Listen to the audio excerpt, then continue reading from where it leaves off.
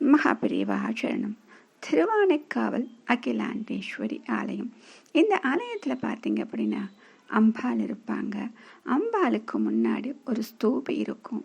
அந்த ஸ்தூபியில் பார்த்தீங்க அப்படின்னா ஒரு பிள்ளையார் உட்காந்துருப்பார். அதுவும் யார்? 2 அடி உயர பிள்ளையார். அதில் அவங்கள பிரதிஷ்டை பண்ணியிருப்பாங்க. இது எதற்கு அப்படின்னு நம்மளுக்கு தோணும் இல்லையா? எந்த காரணத்திற்காக இப்படி இருக்கிறது அப்படின்னு நமக்கு தோணும். இதற்கு அழகாக பெரியவா காலத்தில் நடந்த ஒரு விஷயம் சொல்கிறாங்க. ஏன்னா இதை செய்ததே மகா பெரியவா தான் இந்த ஏற்பாடை செய்ததாக சொல்கிறார்கள். 1/2 நூற்றாண்டுக்கு முன் மகா பெரியவா திருச்செறிக கிராமத்தில் முகாம் போட்டுட்ருக்காங்க. அப்போ வழக்கம் போல் சந்திரமௌலீஸ்வரர் பூஜை செஞ்சுட்ருக்காரு. திடீர்னு அங்கே மடத்து மேனேஜரை கூப்பிடுறாரு. ஏன்னா சித்த நேரத்தில் இங்கே அம்பாள் அகிலாண்டேஸ்வரி கோயிலேருந்து அர்ச்சகர்கள் சில பேர் வருவா.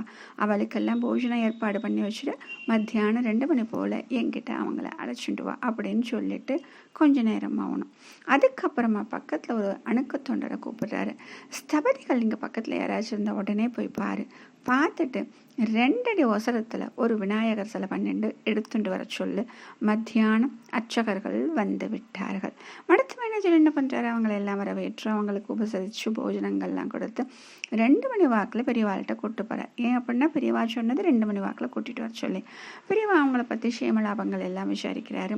அவங்க தயங்கி பேசுகிறாங்க. பெரியவாளை பார்த்து ஒரு முக்கியமான விஷயம் கேட்கத்தான் வந்தோம் அப்படின்னு சொன்னோன்னே என்ன சொல்லுங்கோ அப்படின்னு சொல்கிறாரு.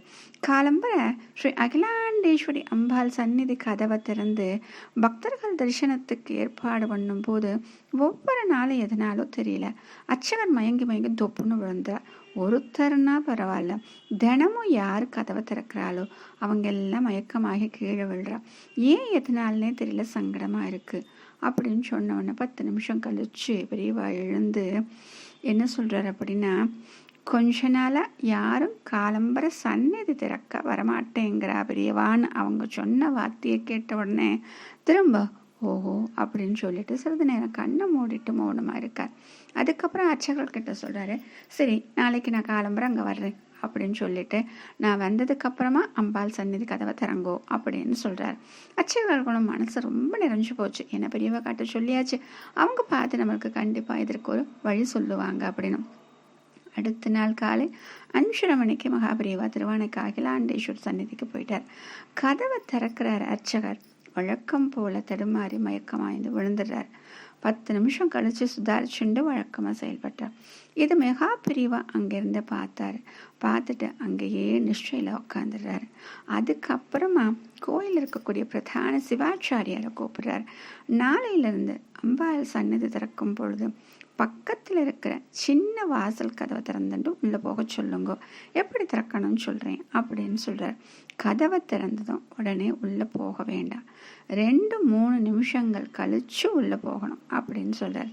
சாயந்தரம் 4 மணி வாக்கில் அன்னைக்கு பெரியவா சிஷ்யன் ஒருத்தர் சொல்லி அனுப்புனார்லே ஸ்தபதி, அவர் வந்துட்டார். எப்படி வந்தார்? கையில் 2 அடி உயர பிள்ளையாரோட வந்துட்டார். மகாபிரியவா பிள்ளையார் சிலையை பார்த்து ரொம்ப சந்தோஷப்படுறார். ஸ்தபதி உடனே ஆகம சாஸ்திரப்படி இங்கே ஒரு சின்ன ஸ்தூபி கட்டுங்கோ அப்படின்னு சொல்கிறார். எங்கே? அம்பாள் சன்னதிக்கு நேராக இருக்கட்டும். அந்த பீடத்தில் பிள்ளையாரை பிரதிஷ்டை பண்ணி அம்பாலோட கண்ணும் பிள்ளையாரோட கண்ணும் நேராக சந்திக்கிற மாதிரி இருக்கணும் அப்படின்னு சொல்கிறார். உடனே ஏற்பாடு ஆயிடுச்சு. பிள்ளையார் ஸ்தூபத்தில் பிரதிஷ்டையாகி அம்பாலை நேராக பார்க்குறார். அதுக்கப்புறமா கதவை திறந்த எந்த அர்ச்சகரும் மயக்கமாகி கீழே விழ. இன்னைக்கும் அந்த ஸ்தூபியில் விநாயகர் அம்மாவை பார்த்துட்டு நிற்கிறார். அம்பாளின் தாய் பாச பார்வை முதலில் கதவை திறந்ததும் யார் மேலே விழுவோம்?